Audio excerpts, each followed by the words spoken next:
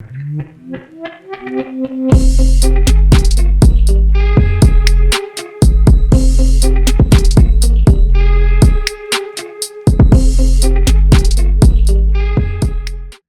are 3 ways that you can cool off your plastic resin storage shed. The first thing we're going to do is take the front door off. The reason I'm using a door instead of the main body of the storage shed is in the future, if I'd like to replace it, it's just one part of this overall storage shed, making it easy to replace if I ever want to revert back to the original way the shed is built. If you don't care about that, the other options would be doing the same process I'm going to show you with the door on either side or the back. The reason those don't work well for me is the back is up against a wall, and like I said, I'd like to just be able to replace the door if I choose to. The door will come off without unscrewing the bolts like I did if you're able to open it all the way and slide it up on this model. I did not have the clearance, therefore I just unbolted it real quick. Time to take it inside and let me show you the steps we need to do. The first thing we're going to do is add ventilation, which will allow airflow to go in and out of the shed. So I'll be placing a vent in both the bottom and the top of this door to allow the air to circulate. I'm going to mark off and cut a hole out a little smaller than the vent. That way it allows area for me to still attach it via screws, but will maximize the airflow. Using my drill bit, I will start a hole, which will give me a starting point for my jigsaw. Starting with the hole, I will follow the line all the way across, and then I will pull up the jigsaw, replace it, start on the next end, and then come back through, tighten it up, and then continue on down the bottom cut. And I'll just follow it all the way down to the other end, after which I'll pull it up and round around the corner, and then make a final cut to square it off. Now to put the vent on, I'll center it from top to bottom first. I'm just going to slide it over and center it in the middle from side to side, and it's ready to go. Using self-piercing screws, I'll attach the vent. I'm just driving the screws down until I start to feel the tension. After that, I will do the final part by hand with a ratchet.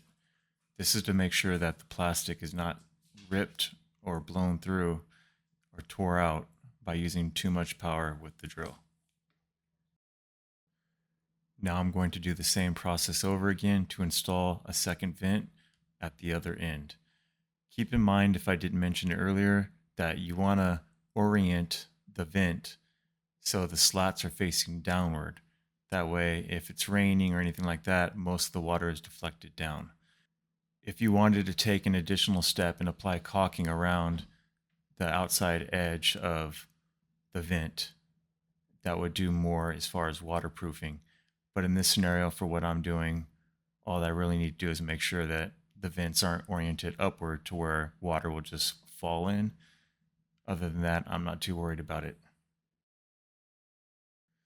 I will take an extra step and drill out a couple of drain holes at the bottom of the door, just so the little bit of water that does get in there can just drain out the bottom, and that way I don't have to worry about, with long periods of rain, anything filling up in the door. This isn't really necessary, but it's quick and easy to do. And now with that done, we can go ahead and reinstall the door back onto the shed. With these vents in place, they will help allow for airflow and air recirculation. This is important because, one, like me, I have equipment in here that produce heat, which gets trapped inside. Or two, if you're somewhere where there's a lot of sunshine, it provides heat because the plastic heats up and the air would be trapped inside. So by allowing air circulation and airflow from inside and outside the shed, it will help cool it off. And this segues into the second thing we can do to cool this off, which is provide shade. By providing shade, we're going to eliminate a lot of heat from the plastic resin shed itself heating up. Ideally, if you can store your shed somewhere where it's out of direct sunlight most of the day, you're not going to have this issue. But in my situation, I need the location of the shed to be right here, and it catches sun a large part of the day, which heats it up substantially. So let me show you how I put shade on this shed, and you can apply these principles to do that with your own. You can see in this case, for mine, most of the sun comes from in front and on top of the shed. So I cut a piece of shade cloth to the size that I need, and I'm going to attach grommets to the four corners so I have attachment points. I'm using a grommet kit to do this. These little kits come with everything you need. They come with the fittings that you're going to hit and the pieces that you're going to utilize to create the grommet. And in this case, I'm using this grommet maker with the material, the shade, folded over to provide some extra strength to help it stand up to, wind blowing it around and movement and those types of things, so it will last longer. If you have any existing wood structures around your shed, you can utilize that wood to attach some eye hooks, and you can use some carabiners to clip on the shade to your existing wood structures. In my case, I have these large wood planters in front of my shed, and I'm going to use that for the front of the shade. And then I'm going to build something for the back of the shed to go over the top of it to give me attachment points up in the air, up high, so I can fully shade the front of the shed. To attach these eye hooks, we're just going to pre-drill the hole, and then we're going to just screw it in. You can utilize anything for the final part of tightening it, like a screwdriver or anything to put in there, just to give you some more leverage. Once you've got it tightened up enough and lined up the way you want it, it's ready for you to hook up a carabiner and your shade material. Okay, so now that we have the front attachment points set up, I'm going to make a quick frame for the back so we have somewhere to connect the backside.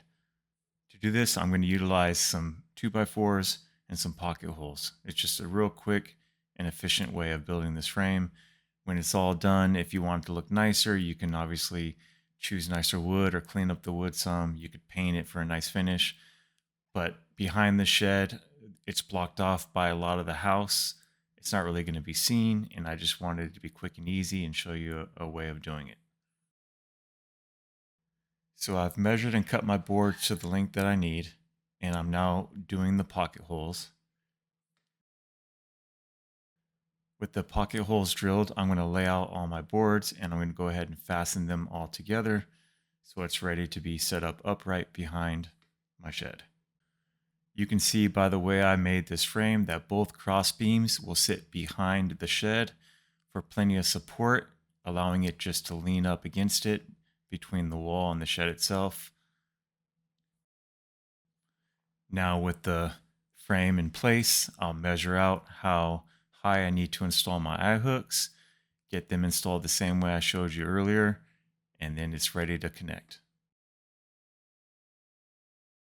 And here we are finishing the last one.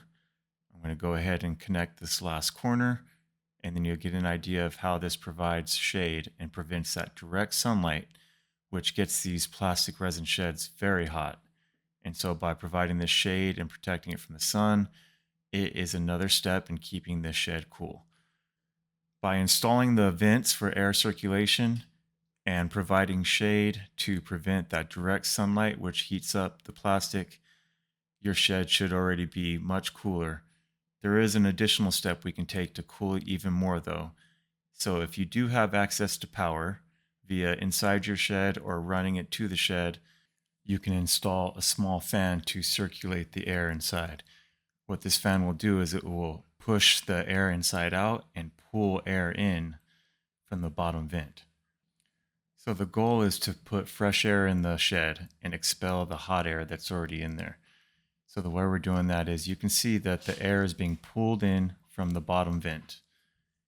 And then from the top vent, you can see that the air is being pushed out. And the reason this works is because the air inside the shed is hotter than the air outside. And I've got the fan set up to blow out the top. Because hot air rises, I want to expel all the air out from the top, and I'll bring in fresh air from the bottom. And this will circulate the air from the bottom up through the shed and then out the top, keeping it substantially cooler on the inside. The fan I'm using is a twin window fan, and it has a few features that makes it pretty efficient for this application. So as you can see on the top here, it has what's called a thermostat control, and that will allow the fan to automatically turn on and cut off at a certain temperature range.